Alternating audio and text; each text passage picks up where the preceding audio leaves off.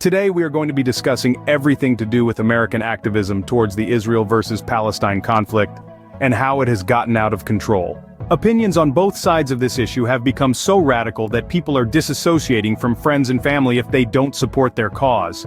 A common theme on this channel is that I respect all opinions, but I have my own. I am just as stubborn as you are, so don't try to push your ideas onto me. I hate that people can throw away entire relationships because someone does not fully support the same cause. It is also unhealthy to surround yourself with people who are of the exact same mindset as you. To me, people like that have baseless opinions because they haven't tested them against opposing ideas.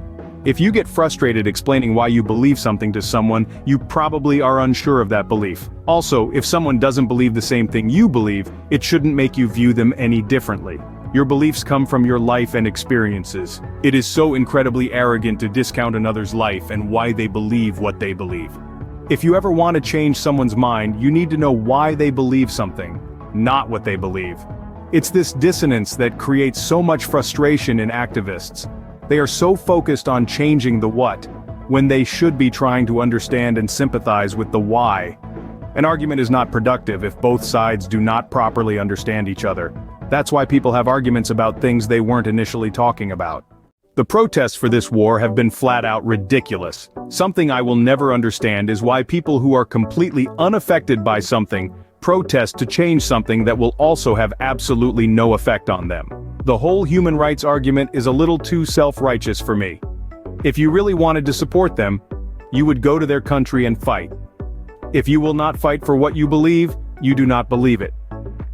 Most of the time the protests here do not accomplish anything. They do absolutely nothing for the people you are allegedly trying to support.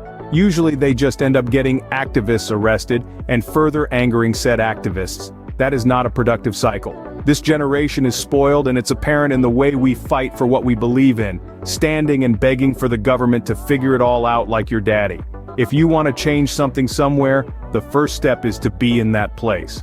How else do you really expect it to change? Why would anyone care about what you want for someone across the world? Is it because you think you are a good person for asking? Well, you're not. You are no different than someone else doing absolutely nothing to help because you are doing absolutely nothing to help. If you were making a real change, you wouldn't have to scream at pedestrians to support you. People notice and support real change when it's happening. There have been some beautiful moments during the civil and women's rights movements that lead to enormous changes. The only difference is those women and those African Americans weren't just begging people to do something for them. They fought tooth and nail for their rights, inspired and changed people's minds forever. That is something I doubt we will see out of a US protest for a war involving two other countries. As long as you are not the country in the war, your country is most likely profiting off of that war. It inevitably happens.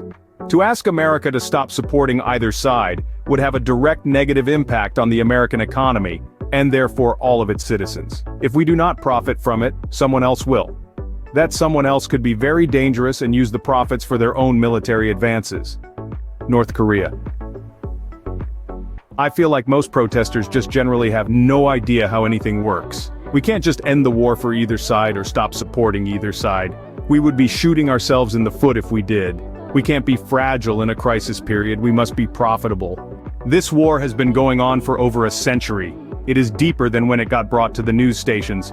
Even if you know everything that is going on there right now, you would still have to consider their 100-year history to give an accurate argument for who is in the right and who is in the wrong.